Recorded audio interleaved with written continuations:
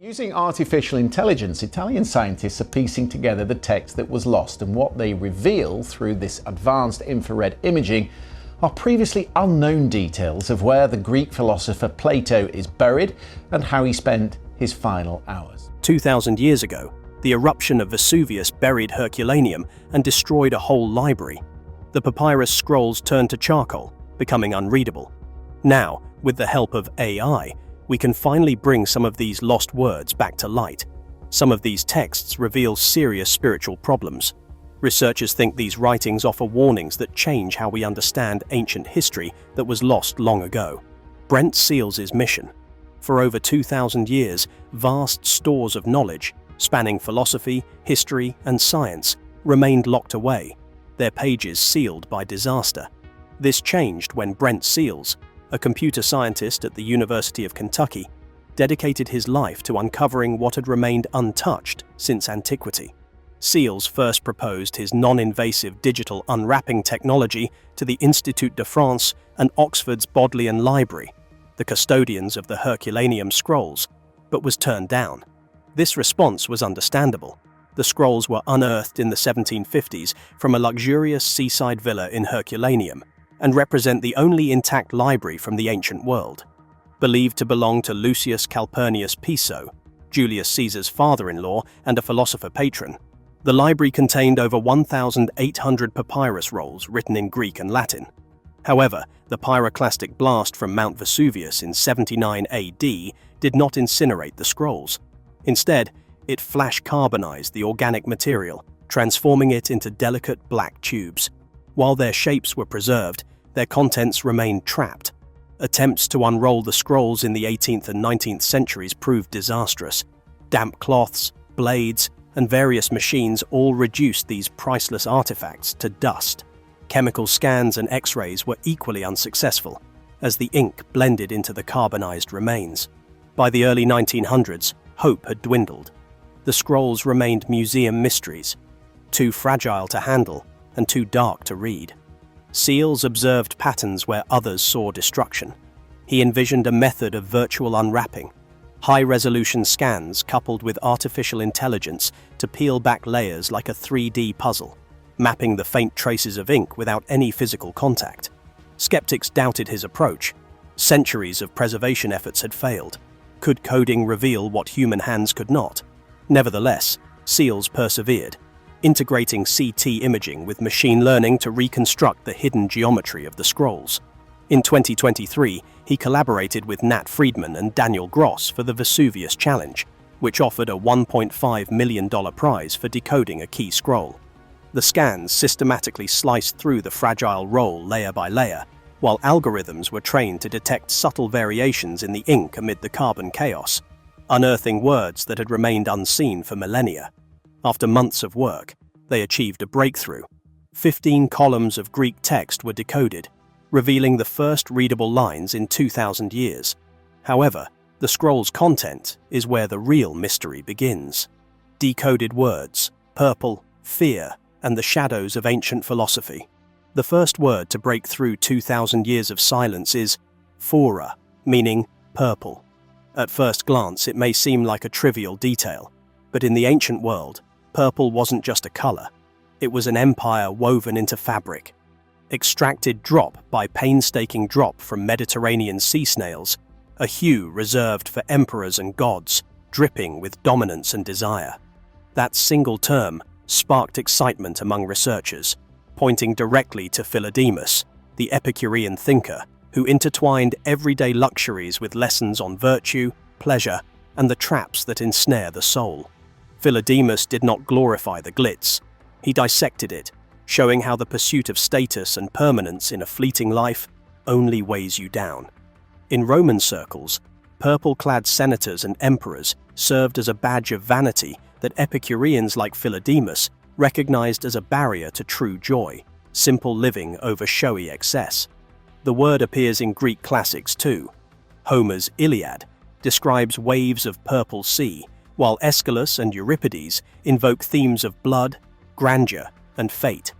For them, purple straddled glory and doom, a liminal shade that represents both splendor and ruin. So, phora, emerging from the ashes, is no accident. It serves as a reminder of humanity's yearning for what slips away. But the scroll's next whisper raises the stakes. Phobos, meaning fear. Just a fragment, yet it strikes like a thunderclap. In Epicurean philosophy, fear is not merely a fleeting reaction. It is freedom's greatest foe, the root of all anxiety, encompassing a dread of death, divine wrath, and the judgments of others. Epicurus and his followers argued that most fears stem from disruptions in the natural order, such as believing in meddling gods or viewing death as an endless torment. Philodemus explored how fear distorts choices, fitting with his lost works on passions, urging minds to cast aside fear for inner peace. They viewed it as a cultural glitch, myths and rituals trapping people in fear, when, in reality, death is simply a fading sensation. Next comes diastrophe, a word that resonates like an urgent echo, clear and insistent. It is more than disgust. It signifies moral recoil, that gut reaction against acts or feelings that upset our balance. Philodemus unpacked this in his treatises on passions, anger, arrogance, flattery, vices, and their opposites, demonstrating how we pursue pleasure while avoiding what feels shameful or disruptive. This concept is not solely an Epicurean perspective. Stoic philosopher Chrysippus regarded it as the rational soul's alarm against vice. Aristotle, in Rhetoric and Nicomachean Ethics, framed it as a boundary guard, an instinct that kicks in when something offends our sense of right. Philodemus, likely drawing on both traditions, positioned himself within the broader philosophical dialogue on why we recoil, exploring whether nature, habit, or pure reason guides our reactions. Finally, bios, the genitive of life, appears plain on the surface, but carries significant meaning here. In Greek thought, it transcends mere breathing. It reflects how one lives, the pursuit of harmony between pleasure and intellect, guided by principles that shape a fulfilling life. Epicurus and his followers envisioned a life that avoids unnecessary pain and fear, steered by reason and simple joys. Bios emphasizes that this scroll is not just a random log or technical note. It's a treatise on ethics, human conduct at its core. It moves beyond dusty philosophy to pose a timeless question. How do we shape lives with purpose, clarity, and calm? The Herculaneum discovery isn't merely a collection of ancient words. It's a reminder of the enduring lessons on living well, insights from the ashes that continue to challenge us today. Yet, these decoded fragments are not the only revelations from Herculaneum. Recently, details from a burial site have emerged that could potentially rewrite classical history. Plato's lost grave, a discovery that rewrites the past. In 2023, Graziano Ranocchia, a researcher at the University of Pisa, led a team that achieved something remarkable. They decoded a carbonized Herculaneum scroll at Naples' National Library, potentially revealing the first written clue to the location of Plato's lost tomb. Utilizing AI-enhanced imaging and machine learning, they virtually unrolled the fragile scroll. They discovered a philosophical excerpt, likely Epicurean, that suggests Plato was buried in a private garden of the Academy in Athens, near a shrine to the Muses, rather than in a grand public location or a symbolic site. For centuries, scholars envisioned Plato's farewell as an event marked by civic grandeur or deep symbolism. However, this new evidence paints a more intimate picture. His followers didn't just honor him as a teacher, they revered him as someone divinely inspired. The implications of this discovery are significant. If one scroll has the potential to resurrect the legacy of a philosopher like Plato, what other lost knowledge might still be hidden in the unread stacks of Herculaneum? There could be lost graves, vanished temples, and forgotten rituals, all waiting to reshape classical understanding. As these breakthroughs accumulate, a troubling issue arises.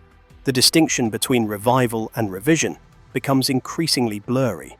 Critics caution that AI's ability to reveal information could distort truths.